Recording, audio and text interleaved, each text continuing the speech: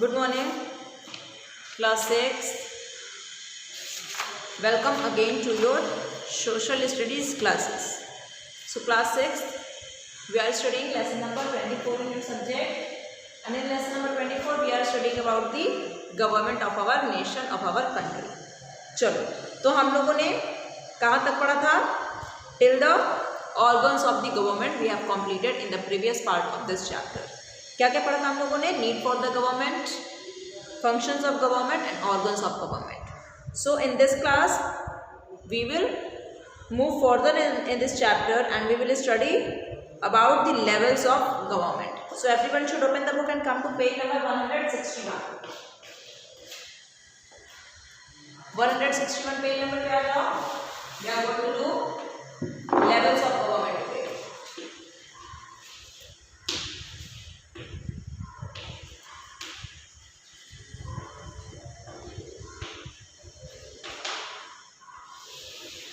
अब levels of government क्या होता है ये समझोगे. देखो क्या लिखा है. As India is a very big country, it is divided into 28 states and 8 union territories. ये बिल्कुल करेक्ट फिगर आपका यहाँ पे दिया हुआ है. हमारे देश में भी कितने हैं? 28 स्टेट्स हैं, ठीक है, और 8 यूनियन टेरिटरीज, जिसको हम लोग यूटी भी बोलते हैं.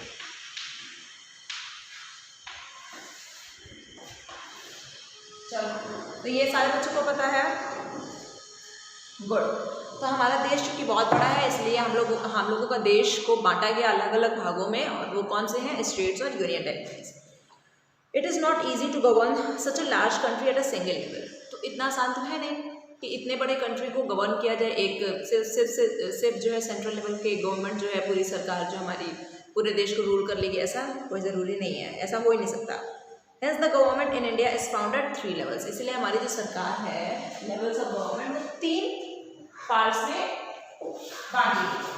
अब देखिए वो कौन कौन से 3 पार्ट्स हैं. पहले नो मोर पढ़ो. नो मोर में क्या लिखा है? Earlier our country had 29 states and 7 union territories. ठीक है, हमारे देश में जो 29 स्टेट्स थे सभी को पता है, और 7 यूनियन टेरिटरीज थी. लेकिन क्या हुआ? After the bifurcation of Jammu and Kashmir into 2 separate UTs. देखिए जम्मू और कश्मीर का बाइफर्केशन कर दिया गया, दोनों को बांट दिया गया, और उनसे 2 यूनियन टेरिटरीज न्यू फॉर्म हो गई. एक हो गया आपका Jammu and Kashmir union territory और एक लद्दाख यूनियन टेरिटरी. ठीक है. The number of states became 28. और पहले जम्मू और कश्मीर को एक स्टेट का दर्जा प्राप्त था. तो हमारे देश में 29 स्टेट्स थे, लेकिन जम्मू एंड कश्मीर से जब स्टेट का दर्जा छीन लिया गया तो अभी हमारे देश में 28 स्टेट्स हो गए, और 2 यूनियन टेरिटरीज बढ़ गई. तो 7 से कितनी हो गई? पहले 7 थी, 9 हो गई. लेकिन ऑन 3 दिसंबर 2019 3 दिसंबर 2019 को क्या हुआ? The parliament passed a bill to merge 2 UTs. Parliament ने पास किया एक बिल, 2 यूनियन टेरिटरी को मर्ज कर दिया, दमन एंड दीव और Dadra and Nagar Haveli into 1 unit. तो ये जो 2 थी ये मिलकर के 1 हो गई. तो इसलिए हमारा 9 यूनियन टेरिटरी से कितना हो गया? 8 यूनियन टेरिटरीज हो गया. Thus the country now has 28 states and 8 union territories. ये चीज़ क्लियर हो गया. आगे बढ़ो. चलो 3 लेवल्स ऑफ द गवर्नमेंट क्या है ये देखेंगे हम लोग. देखो पहला है सेंट्रल लेवल, फिर स्टेट, फिर लोकल सेल्फ गवर्नमेंट. पहले क्या है? 3 पार्ट इसको बांट दो. सेंट्रल गवर्नमेंट,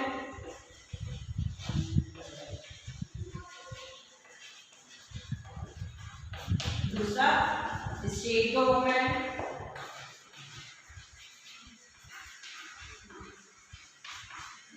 तीसरा लोकल सेल्फ गवर्नमेंट.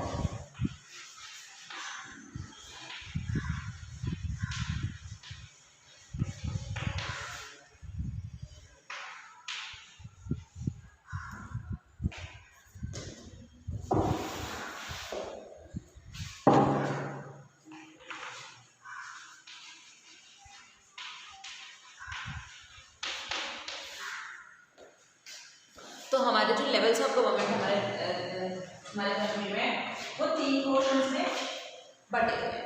अब देखिए सेंट्रल लेवल का क्या काम है. The highest level of government is the union और सेंट्रल गवर्नमेंट. हाईएस्ट लेवल कौन सा है? यूनियन और सेंट्रल गवर्नमेंट. इसको हम लोग यूनियन गवर्नमेंट भी बोलेंगे. ठीक कैसे क्या बोल सकते हो? यूनियन गवर्नमेंट ही बोल सकते हो। ये क्या है? हाईएस्ट लेवल ऑफ गवर्नमेंट है। It's offices are located in new Delhi, the capital of India. It takes decisions for the whole country. One of its jobs is to maintain international relations with other countries in the world. तो ये जो है, one second,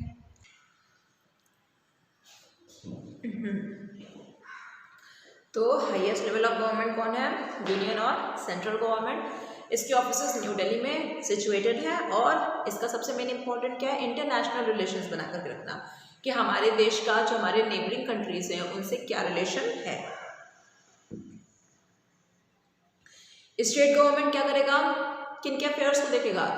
looks after the states affairs of the state.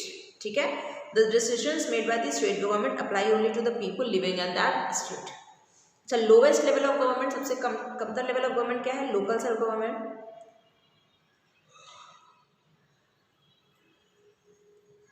People living in towns, cities and villages have the power to take certain decisions which are related to the matters concerning only their area. तो गांव में जैसे पंचायती राज system है ना, ये सब जो सरकार है ये लोकल सेल्फ गवर्नमेंट की है और ये पर्टिकुलर एरिया के लोगों को न्याय वगैरह दिलवाने में काम करती है।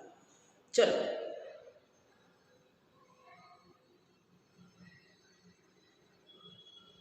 Forms of government. अब आ जाओ फॉर्म्स ऑफ गवर्नमेंट पे। ये हो गया लेवल्स, अब आ जाओ फॉर्म्स पे।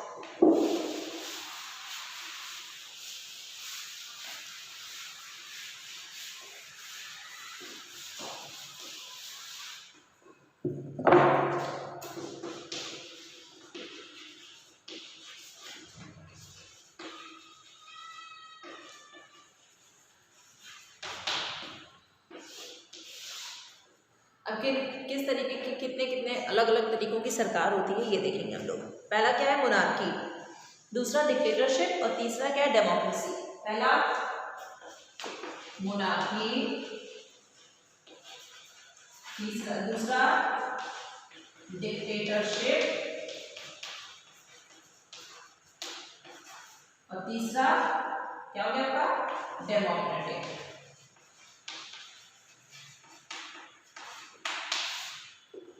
अब ये क्या होता है? देखो, मोनार्की में क्या होता है?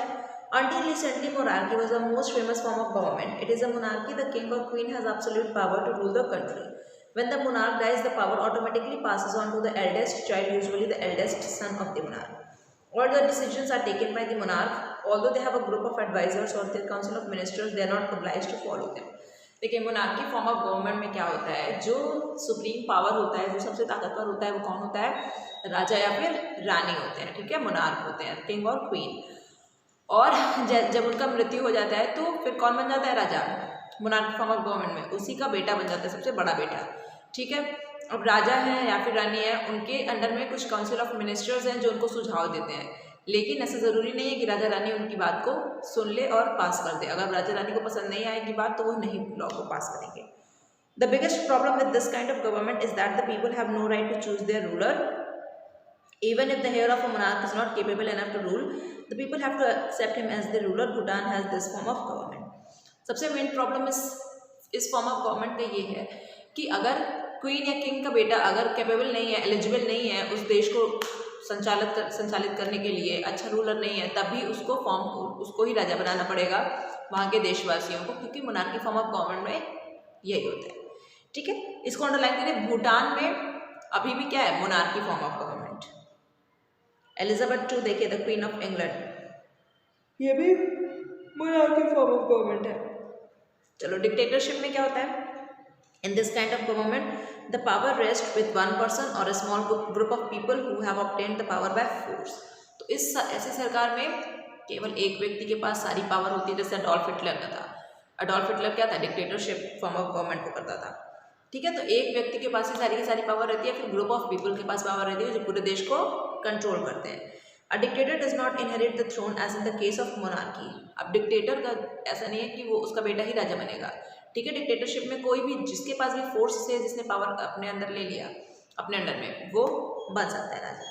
Those who challenge the authority of the dictator have to face the consequences. और जो डिक्टेटर को चैलेंज करेगा, उसके खिलाफ खड़ा होगा, उसको ऑब्वियस बात उसकी बुरे रिजल्ट्स को उसको देखना पड़ेगा। देखो, Pakistan has been ruled by this kind of government for long periods in the past. Pakistan में जो सरकार है वो डिक्टेटरशिप है।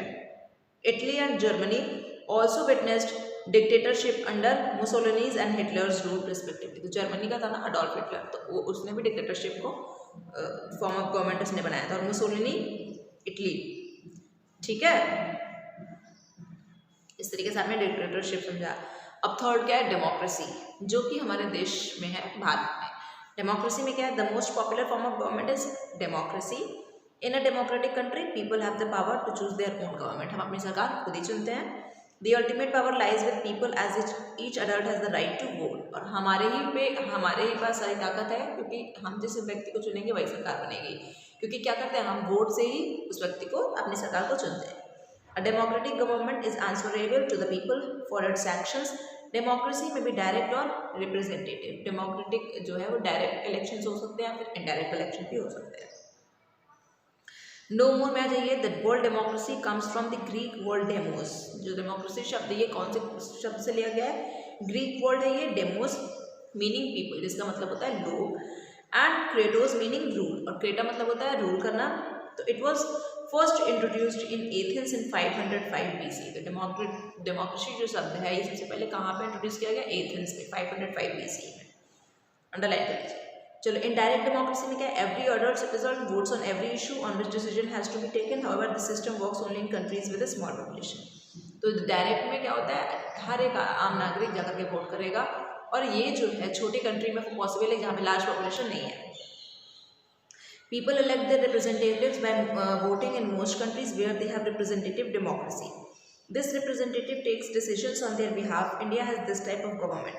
Representative democracy can further be of two types. It can be of parliamentary system in which the government it run is by the Prime Minister with the Council of Ministers who are the members of the parliament. The other one is the presidential system in which the president heads the government. He is independent of the legislature. तो देखिए, अब democracy में भी दो तरीके का आपको form of government मिलेगा, एक parliamentary system form of government, और दूसरा क्या हो जाएगा आपका प्रेसिडेंशियल फॉर्म ऑफ गवर्नमेंट। इसमें क्या होगा, पार्लियामेंट्री सिस्टम में जो प्राइम मिनिस्टर है वो हमारी सरकार का हेड होगा, हेड ऑफ द गवर्नमेंट होगा, और उसके अंडर में कुछ काउंसिल ऑफ मिनिस्टर्स हैं जो काम करेंगे। और प्रेसिडेंशियल फॉर्म ऑफ गवर्नमेंट में जो प्रेसिडेंट है वो हेड होगा, उसके अंदर में जो काउंसिल ऑफ मिनिस्टर्स है वो काम करेंगे।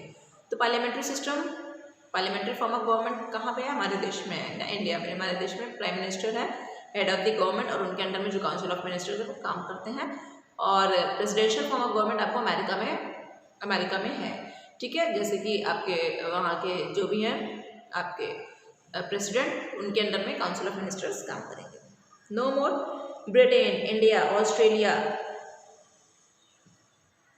Canada have the parliamentary systems of democracy. देखिए लिखा भी है, ब्रिटेन हो गया, इंडिया हो गया, ऑस्ट्रेलिया हो गया, कनाडा हो गया, इसमें पार्लियामेंट्री सिस्टम ऑफ डेमोक्रेसी है। while the USA, United States of America has the presidential system. India is the world's largest democracy. और भारत जो है दुनिया का सबसे बड़ा लार्जेस्ट डेमोक्रेटिक नेशन है। यूनिवर्सल एडल्ट फ्रेंचाइज,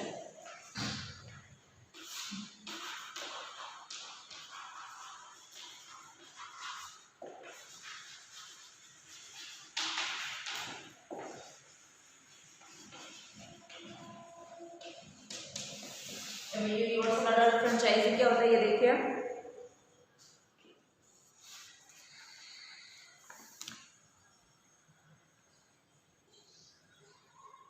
सफरेज और franchise is the right to vote. तो अपना जो अधिकार होता है वोट करने का, उसको हम लोग सफरेज या फिर फ्रेंचाइजी कहते हैं, ठीक है class. So we will study universal adult franchisee in the next part. Okay, thank you.